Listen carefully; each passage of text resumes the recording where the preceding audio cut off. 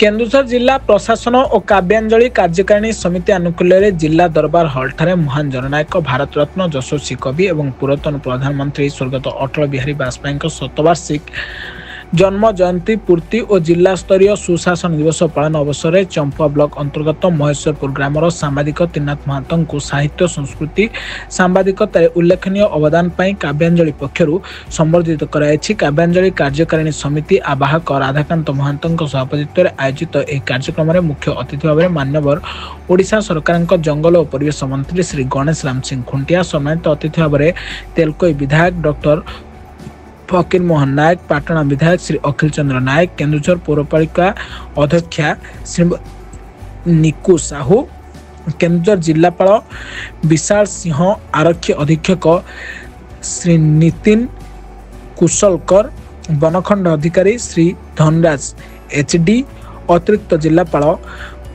मंदरधर महालिक और जिला परिषद केन्दुझर मुख्य उन्नयन तथा निर्वाही अधिकारी श्री सुकांत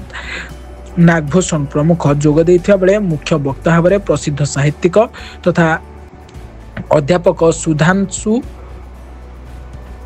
सुधा दास जोग देथिले। एही अवसर में सांबादिक त्रिनाथ महांत को पुष्पगुच्छ और उपढौकन सहित मानपत्र दे सम्मानित कराई। श्री महांत एकाधार रे जने सांबादिक, कवि, गाल्पिक, संगठक, पत्र पत्रिका संपादना क्षेत्र में मध्य तांकर उल्लेखनीय दक्षता रही। से छात्र जीवन ही गल्प कविता उल्लेखिता संगे संगे विभिन्न अनुष्ठान सहित अंगांगी भाव में जड़ित थी ओडिया भाषा साहित्य संस्कृति परंपरा विकास निमंते उल्लेखनीय कार्य करने सहित पत्र पत्रिकार